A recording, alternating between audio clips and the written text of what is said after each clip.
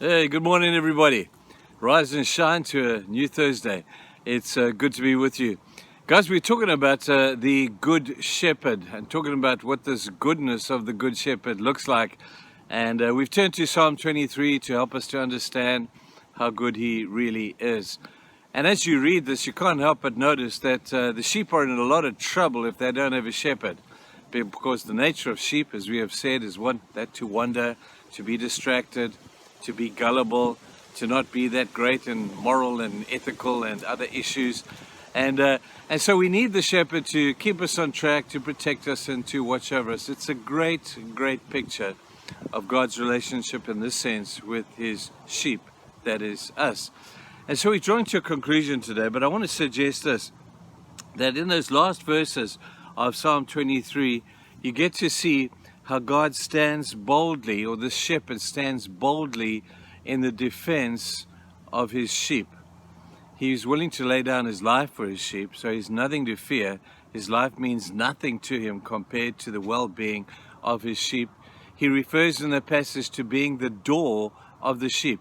And in those days, they would have put their sheep into a pen, and the shepherd himself would have laid across the door in order to stop anybody coming in, to stop guys coming in to steal his sheep, to stop the wolf from coming in to eat his sheep, to stop anything from getting at his sheep. If you wanted to get to the sheep, you've got to get past the shepherd.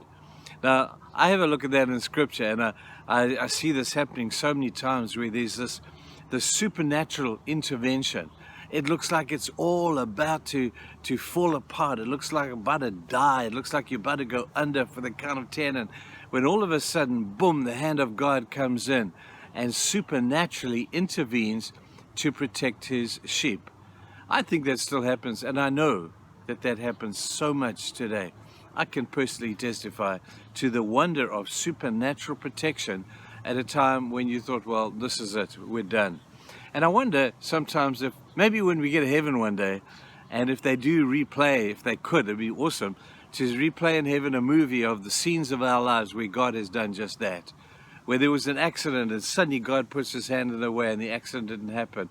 Where there was a possible tragedy, there was a possible incident, and just somehow God, boom, puts his hands between you and he or she who would want to hurt you and supernaturally intervenes. Now, I need to qualify this by saying sometimes it doesn't happen. And we stand back and say, well, where was God when I needed that protection? Where was God when I needed that supernatural intervention that you're talking about? Well, I'm not so sure I understand the answer to that. But I do know this, that when we see the replay, if we do, of our lives, we will see how many times God has intervened, how many times he has put his hand out there and stopped us. If you've ever seen the movie Blind Side, it's a great movie, and you see the big football guy, and as they're driving along, he's just got his driver's license, he's got his little friend, his little brother in next door to him, and as he comes to an accident, he puts on the brake, and he puts his hand out, and he stops the little brother from going through the windscreen. And he doesn't realize it until it all comes out later in the story. He protected his little brother. He stopped his little brother. He intervened in what could have been a really nasty accident.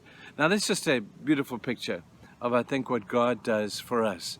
Think about Daniel when he was thrown into the lion's den and he's faced with these roaring lions around him. And he must have thought, well, that's it, I'm done. And yet God had intervened just before Daniel got there, and he sewed up the mouths of the lions, and the lions became harmless to him. And Daniel would have looked at the lion and said, why aren't you eating me? And the guy said, it's difficult to eat you when my mouth is sewn up. And so God intervened before this all could have turned nasty. God's supernatural hand was in there. Shadrach, Meshach, and Abednego about to be thrown in the fire. But God intervened with his presence as he walked with them in the midst of the fire.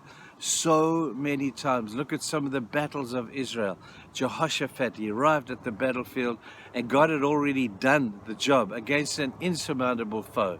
So many times God intervenes on our behalf.